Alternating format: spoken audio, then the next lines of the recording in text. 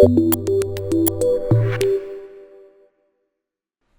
day, it's Tony Fortunato from the technology firm. We're going to do a little bit of wireless stuff today, and I'm using my NetAlly Aircheck G2, and we're going to try to troubleshoot an issue, and I want to walk you through how I do it.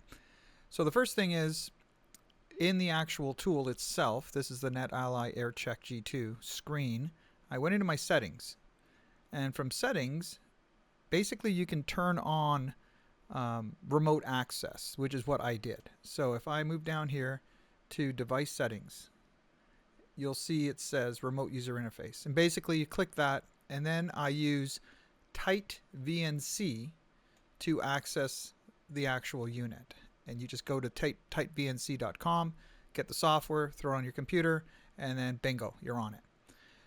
So from there, let's go to our access point list.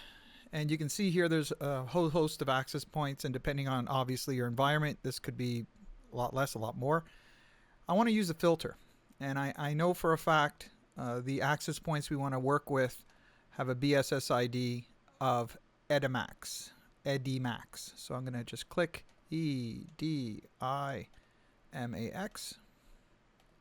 I'm just clicking around. I could type it as well, but I thought I'd just click it around, kind of look cool. There you go.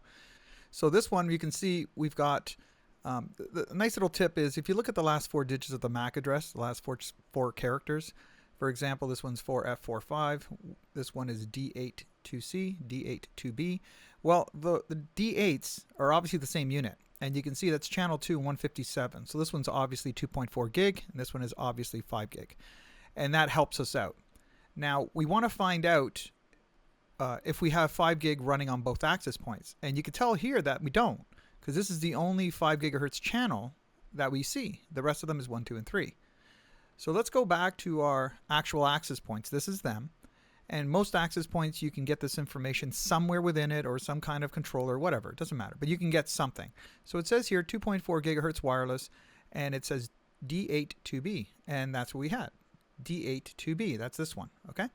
It says channel 2, awesome. So we know that's the channel's work.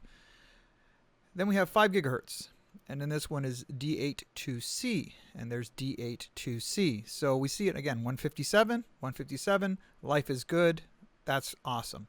Let's go to the other access point, and it says 2.4 gigahertz wireless, and this one ends with 3DC9.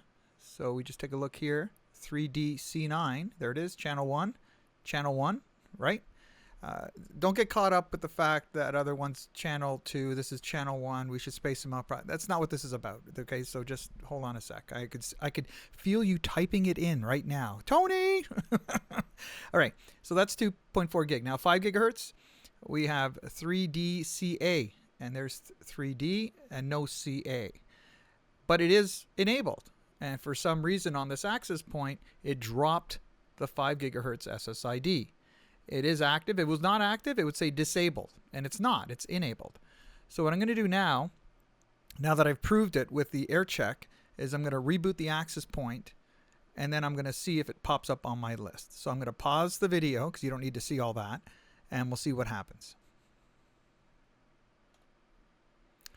Actually, before we reboot it, I thought I would just come back here just to check it out. It is all enabled, right? I want to just check the wireless client list. I want to see if there's any clients on it. There aren't any, and that makes a whole lot of sense, right? Now I'm gonna just hit the save settings, because I've seen this with some access points. You just come back here, you hit save.